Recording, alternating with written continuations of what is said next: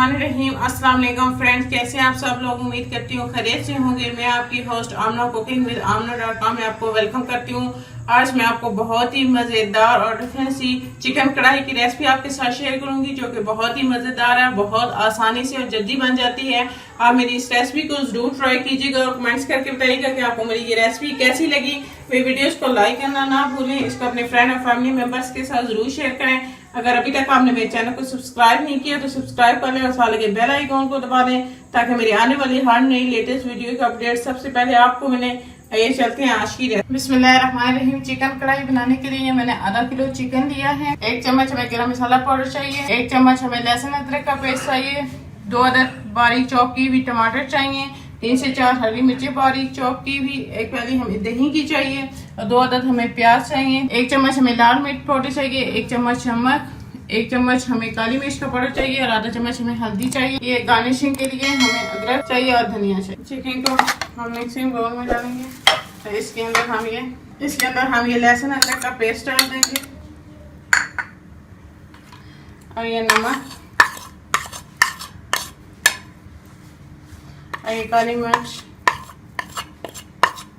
और ये दही डाल के इसको मिक्स कर देंगे अच्छी तरह से। चिकन के साथ इसको अच्छी तरह से मिक्स कर लेंगे और इसको आधे घंटे के लिए हम रख देंगे मैरिनेट होने के लिए। इसको आधे घंटे के लिए रख देंगे। अंदर हम 1 अदद लेमन जूस भी डाल देंगे। ये मैंने कढ़ाई के अंदर ऑयल डाला है और इसके अंदर मैं ये प्याज डाल दूंगी।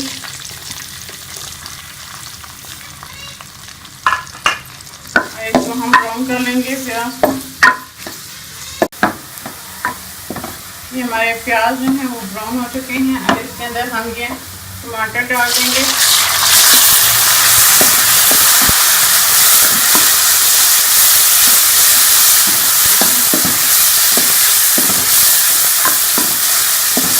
मिक्स कर लेंगे और स्लो आंच करके हम 5 मिनट के लिए टमाटरों को गलने के लिए रख देंगे, ताकि हमारे टमाटर जो हैं वो गल जाएं।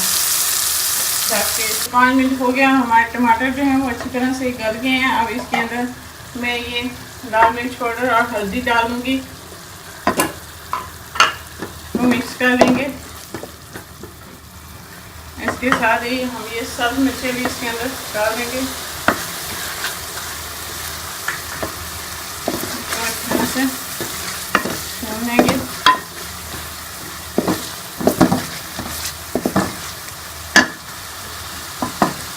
और हम मैंने चिकन जो मैरिनेट करके रखा था, इसको आधा घंटा हो गया। अब ये इसके अंदर मैं शामिल कर दूंगी और इसको अच्छी तरह से मिक्स करके 10 से 15 मिनट के लिए स्लो आंच पे ढक के रख दूंगी। हम इसके अंदर पानी ऐड नहीं करेंगे, क्योंकि दही पानी छोड़ेगा तो इसके अंदर ही जो हमारा चिकन है वो गल जाएगा।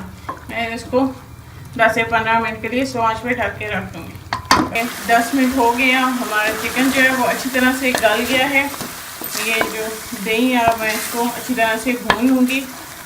ऐसे में 5 मिनट से आंच पे हम इसको भून लेंगे। मैंने मसाले को अच्छी तरह से भून लिया है। ये हमारी बहुत ही मज़ेदार सी कढ़ाई तैयार है। बहुत ही मज़ेदार बनी है, बहुत ही आसान है। आप इसे ज़रूर ट्राई कीजिएगा। मैं इसके अंदर थोड़ा सा हम हरा धनिया डालेंगे। ये गरम मसाला पाउडर इसके ऊपर डाल देंगे।